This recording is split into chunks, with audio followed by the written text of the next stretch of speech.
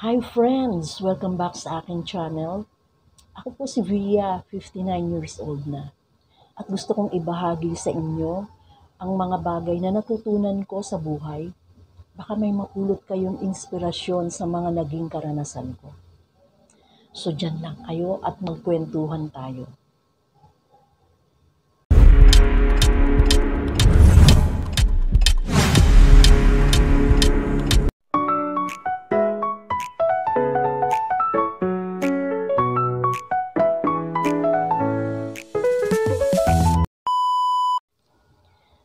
Alam mo dati, ang akala ko kapag umabot ka na ng edad 50 or 60, tapos na ang mga exciting na bagay sa buhay mo. Pero ngayon natutunan kong ang edad ay numero lang. Ang tunay na mahalaga ay kung paano mo pinipili na maging mas masaya araw-araw. Tatlong bagay ang natutunan ko sa edad kong ito. Una, huwag masyadong seryosohin ang problema. Laging may solusyon. Oo, Day, laging may solusyon. Alam niyo, maikwento ko lang, medyo kabataan ko. Konting problema lang, iniinda ko yun. Para sa akin, napakabigat na. Yung time na yun na may asawa ako, magkasama pa kami ng asawa ko. Mag-aaway kami, pinoproblema ko na yun. Kasi hindi ka ba naman kakausapin ng 1 linggo, 2 linggo, minsan umaabot pa ng 1 buwan, hindi ka kakausapin, nasa iisang bahay kayo. Hindi mo ba po problemahin yun? Hindi, wala na yung dating una na susuyuin ka kasi nag-away kayo. Later on, habang tumatagal, humahaba ang panahon ng pagsasama nyo, maraming mga nagbabago, maraming pagbabago. Isa na rin sa mga maipapayo ko, dapat tayo mga kababaihan, lagi tayong handa sa mga ganun. Laging sa una may magandang mga nangyayari. Mayroong mga bagay na ganun, di ba? Pero later on, may mga nabago na. So, kailangan lagi tayong handa. Nung time na yun, nung bata-bata pa ako, lagi ko lang iniisip na, dati ganun siya, dati ganito siya. Ngayon, hindi na. So, poproblemahin ko yun. Napakabigat ng problema para sa akin yun. Di ba? Hindi pala dapat ganun. Kailangan, lagi tayong handa. At lagi tayong aware sa mga nangyayari. Kunting problema, huwag nating pabigatin. Pwede naman natin i-share yan para gumaang yung pakiramdam, yung ganun, maliwanagan ng pag-iisip. Kasi once na maikwento mo yan, lalo na dun sa taong pinagkakatiwalaan mo, let's say sa family mo, sa immediate family mo, close friends, best friends o bestie, pwede mong i-share para lang lumuwag yung pakiramdam. So, hindi man lang sila makapagpayo sa iyo ng maayos o makapagbigay ng solusyon. And at the end of the day, nalulutas siya ng kusa eh. Nalulutas ng kusa. It is just a matter of time. Parang ganun. So kapag may problema, huwag na lang nating seryosohin masyado. Let it pass. Lilipas din. Diba? Yun. Meron nga dito mga kaibigan ko or mga kilala ko na kahit dito sa kapitbahay, minsan pag nagkakakwentuhan kami, yung tipong mararamdaman mo, makita mo sa mga mata nila na may problema. Hindi ko man sinasabing wala akong problema. Lahat kakambal na natin ang problema, kakambal na ng buhay natin yan. Pero sa ngayon, medyo hindi ko siya masyadong parang before, ang pakiramdam ko burden o yung masyadong mabigat, yung napakaliit lang ng problema para sa iba na ikukumpara mo. Bigat na ako noon. Na kung tutuusin ngayon, kung iisipin ko at babalikan yun, hindi naman pala ganun kagrabe yun. So, lilipas din.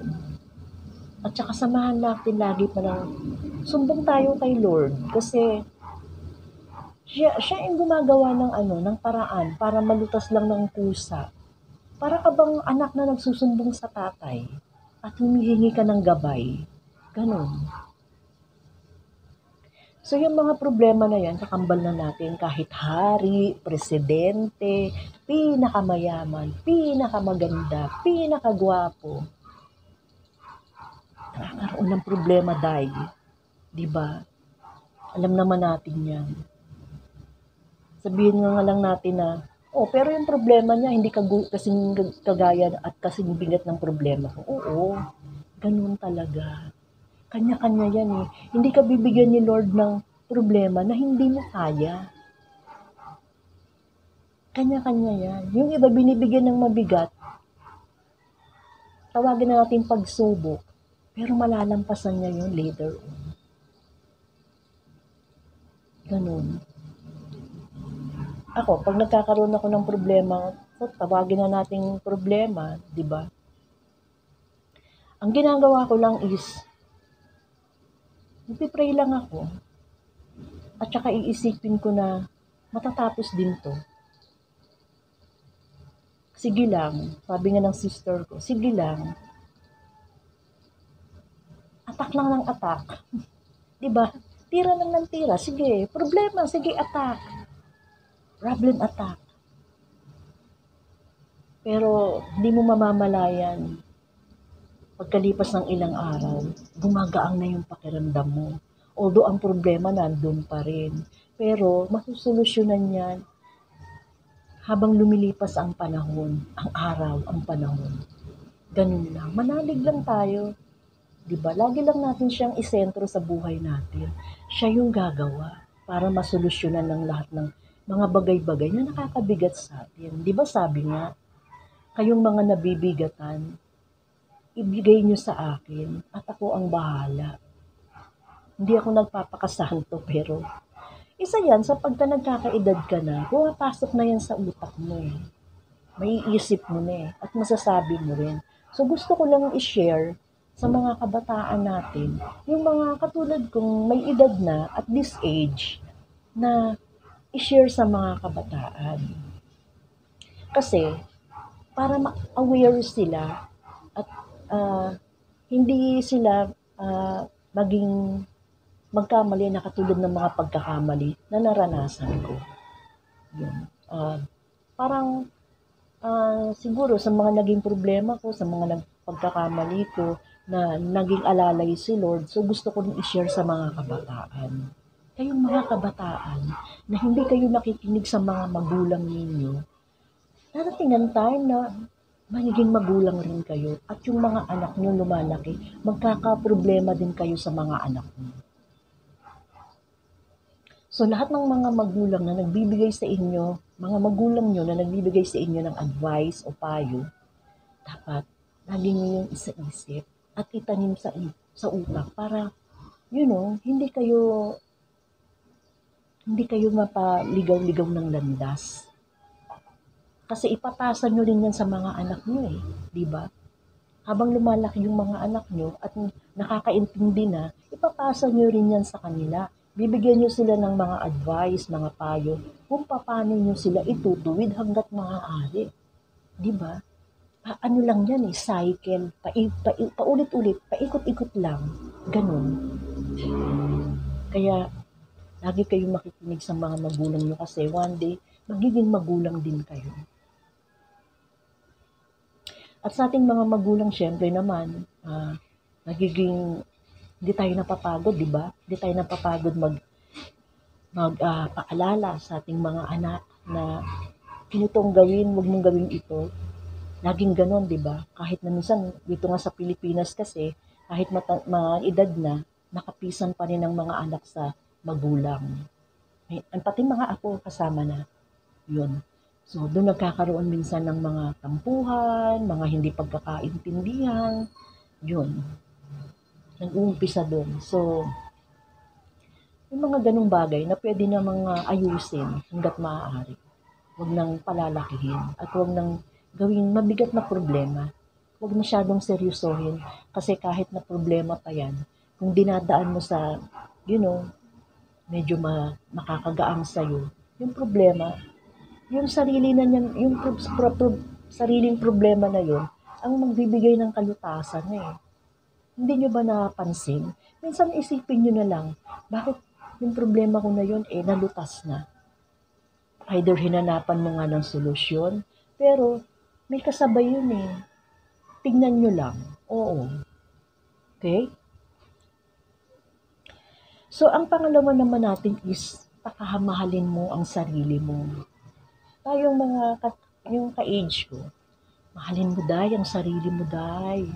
Kasi kung hindi mo mamahalin ang sarili mo, diyan ka mahihirapan magmahal muli. Kasi sarado na utak mo eh. Sarado na puso, sarado utak. Wala ka nang ma-share na love. O tapos makita mo yung sarili mo, busbusin ka na. Hindi mo inaayos. Diba? Hindi ka wala ka man lang paglabas mo doon, simangot ka. Ganyan.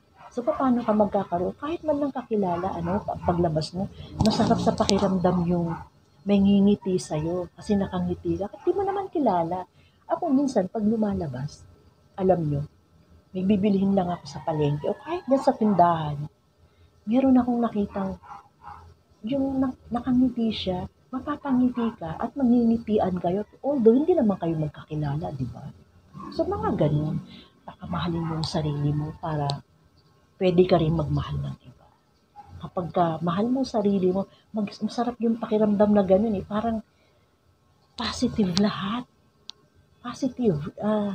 Masarap sa pakiramdam, magaang. So lahat parang nag-a-attract ka ng ng positive na energy. Ganun yun.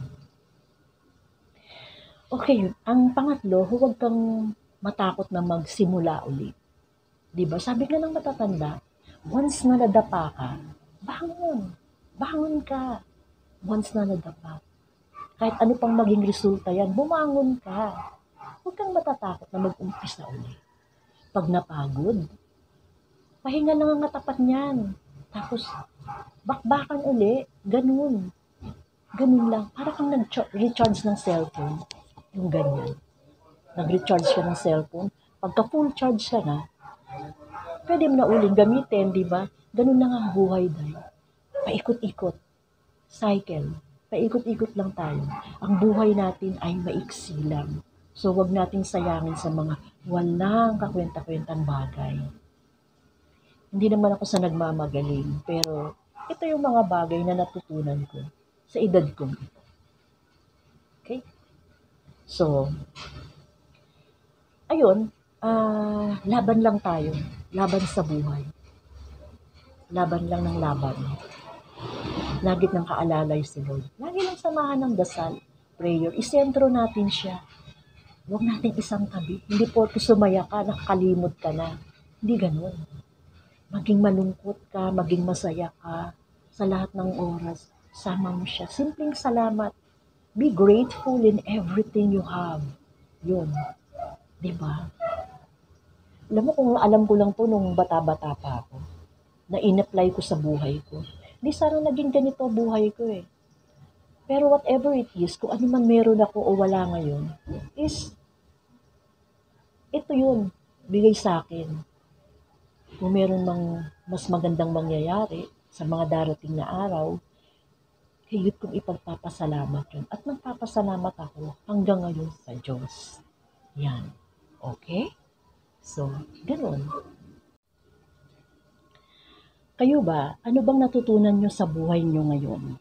Share nyo naman sa comments. Baka makapag-inspire kayo sa iba. Okay. So lahat tayo ay maging masaya palagi at maging grateful kung ano man, gaano man yan kaliit o kalaki, bagay galing sa Panginoon. Ay kailangan nating maging grateful at magpasalamat tayo kung ano ang meron tayo. Kung wala man, huwag natin isipin, wala. Malay mo, darating yung araw, magkakaroon din tayo kung anong mga minimiti natin. Ang pinaka-importante, masaya ka at lahat ng, at araw-araw ay gumigising ka. Remember, Every gising is a blessing, di ba? So maraming salamat sa panonood. Kung nagustuhan niyo ang video na ito, huwag kalimutang i-share, i-like, at mag-subscribe para sa iba pang kwento at inspirasyon mula sa akin. Kita-kits ulit. Bye!